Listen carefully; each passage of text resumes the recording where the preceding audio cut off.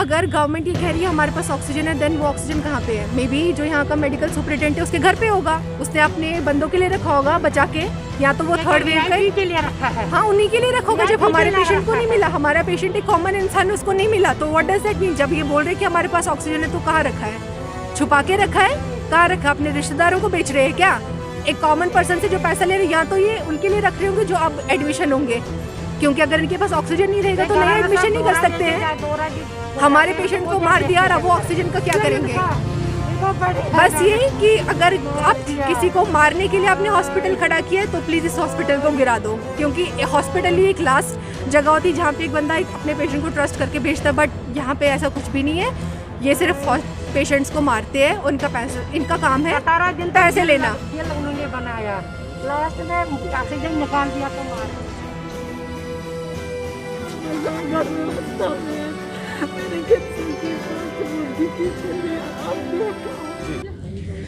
हमारे 2 पेशेंट यहाँ पे एडमिट थे। 14 अप्रैल से हमने उनका एडमिशन कराया था और आज सुबह ड्यू टू नो ऑक्सीजन उनका डेथ हो गई। और आप बताओ, this is the private hospital और इन्होंने हमें पूरी अश्योरिटी दी थी at the time of admission कि हमारे पास फुल ऑक्सीजन सप्लाई, किसी भी चीज़ की कमी नहीं है हमारे पास। तो हमने इन्हीं पे ट्रस्ट करके अपने पेशेंट्स को एडमिट कराया। और बिफोर एडमिशन हम घर पे थे, इन्होंने कहा पहले आप 80,000 रुपीज़ सबमिट कराओ, उसके बाद पेशेंट को लाओ। हमने पैसे सबमिट कराए पहले आके, फिर पेशेंट्स को लाए यहाँ पे। 2-3 डेज़ पास हुए, 4 दिन पास हुए। उसके बाद क्या हुआ, फ़ोन आया कि रात को हमें मॉर्निंग में फ़ोन आया कि रात को ऑक्सीजन सप्लाई बंद हो गई थी। इनका नहीं, किसी भी एडमिनिस्ट्रेशन का नहीं, मेरे अंकल जो कि उनके साथ एडमिट थे, वो उनके अटेंडेंट भी कह सकते हो आप, उनके साथ ही बेड पे थे। तो उन्होंने फ़ोन किया कि रात को ऑक्सीजन सप्लाई 20 मिनट्स के लिए बंद हुई थी। और फिर मैंने उसकी ब्रेथलेसनेस सुनी तो मैंने उठा के अपना मास्क, यानी एक जो दूसरा पेशेंट है उसने अपना मास्क निकाल के उस दूसरे पेशेंट को लगाया। सबसे इंपॉर्टेंट चीज़ यहाँ पे कि वहाँ पे अगर एक पेशेंट को कुछ हो जाता तो डॉक्टर्स कहाँ पे थे? अगर वो बंदा उठ के अपना मास्क नहीं देता, वो तो 10 दिन पहले ही मर गई होती। सेकेंड चीज़, ये पास हुआ, हमने कंप्लेंट किया, कोई भी रिस्पॉन्सिबिलिटी नहीं, कोई भी रिजल्ट नहीं है, कहा कि हम देख रहे हैं और ये टेक्निकल इशू की वजह से हुआ है। सेकेंड टाइम हुआ, फिर से 20 मिनट्स के लिए मिडनाइट फिर से सप्लाई काट दी, ठीक है। उसके बाद हमने फिर से फ़ोन आया अंकल का कि फिर से यहाँ पे सप्लाई बंद हो गई है। हमने कॉल किया, हमारा बस ये काम था इतने दिनों मेडिकल सुपरिटेंडेंट को फ़ोन करना और उनका एटीट्यूड ना फ़ोन उठाना। उसके बाद जब फ़ोन उठाया उसके बाद कहना कि हाँ देखता हूँ, दैट्स इट। अब थर्ड अटेम्प्ट आज सुबह हुआ कि फ़ोन आया अंकल का सुबह फिर से कि अभी ना हमारी सिलेंडर ख़त्म हो गई है। तब सेंट्रल सप्लाई चल रही थी। हमने कहा कि हम अपना सिलेंडर अरेंज करते हैं, बोल रहे ठीक है हम चेक करते हैं, हम यहाँ पे आ गया है। मेरे पापा ने फिर से फ़ोन मिलाया उसी नंबर पे, 10 बारी किया, नहीं उठाया, क्योंकि मेरे पापा के नंबर का फ़ोन नहीं उठाया उन्होंने। मैंने मम्मी के नंबर से कॉल किया, फ़ोन पिक किया, मैंने कहा कि सर हमारा पेशेंट बहुत क्रिटिकल है, आप जाके प्लीज़ 412 रूम नंबर में देखो। कह रहे हैं हम तो doctor, we are trying our level best, हम देख रहे हैं ऑक्सीजन कहाँ से मिलता है। तो at this point of time आपके पास जब इतने सारे पेशेंट है, आपके पास अवेलेबिलिटी प्री नहीं होनी चाहिए, पहले से आपको ऑक्सीजन सिलेंडर ला के नहीं रखने चाहिए, या जब आपको ऑक्सीजन खत्म होगा तब आप ढूंढने जाओगे कि ऑक्सीजन लाएंगे। तो एक हाई फ्लो पेशेंट, यानी जो कि पेशेंट है जिसको हाई फ्लो पे 10 मिनट भी आप ऑक्सीजन निकाल दोगे वो तो वैसे ही नहीं बचेगा, तो आपने उसको 45 मिनट्स तक विदाउट ऑक्सीजन रखा कैसे? और अभी पता नहीं लाया या नहीं लाया, अभी तक इनके पास सिलेंडर नहीं आए। और हम यहाँ थे, कोविड पेशेंट है यहाँ पे, I don't know her name और उसका वार्ड, वो अपना प्राइवेट सिलेंडर लेके ऊपर गई है। सारे टीवी रिपोर्टर्स जितना भी मीडिया था उन्होंने उसको कवर अप किया है। यहाँ पे खड़ी थी, अपना सिलेंडर लेके जा रही थी।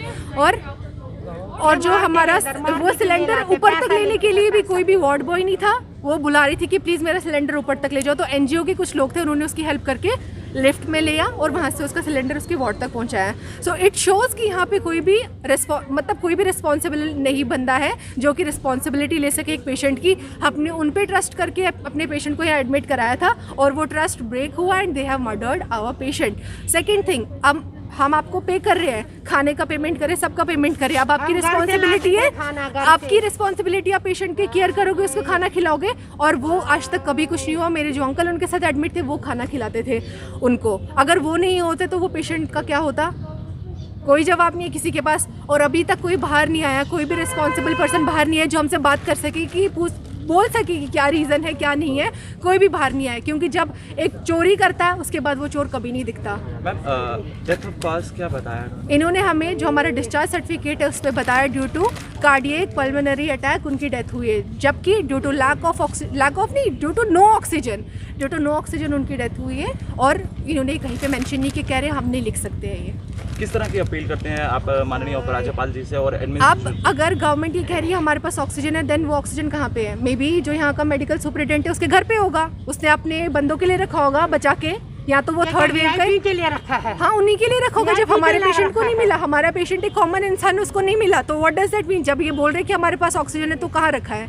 छुपा के रखा है? कहाँ रखा? अपने रिश्तेदारों को बेच रहे हैं क्या?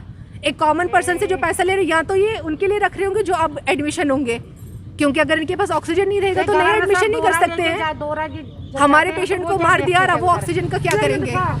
बस यही कि अगर आप किसी को मारने के लिए आपने हॉस्पिटल खड़ा किया है तो प्लीज़ इस हॉस्पिटल को गिरा दो, क्योंकि हॉस्पिटल ही एक लास्ट जगह होती है जहाँ पे एक बंदा अपने पेशेंट को ट्रस्ट करके भेजता है। बट यहाँ पे ऐसा कुछ भी नहीं है, ये सिर्फ पेशेंट्स को मारते हैं। उनका पैसा, इनका काम है 17 दिन पैसे लेना। बिल उन्होंने बनाया, लास्ट में ऑक्सीजन निकाल दिया तो मार दिया।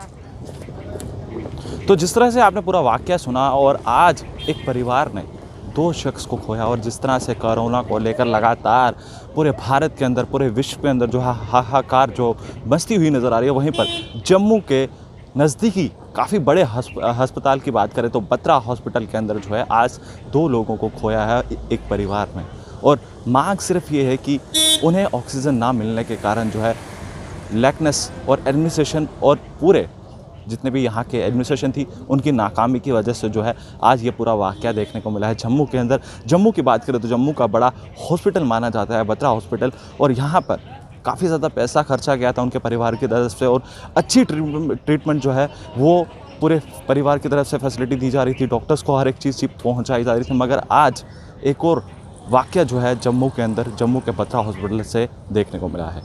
ये तमाम जानकारी जो थी हम आप तक पहुंचाने की कोशिश कर रहे थे। तब तक के लिए आप बने रहे JK 24/7 के लिए कैमरा पर्सन दीपक जी के साथ।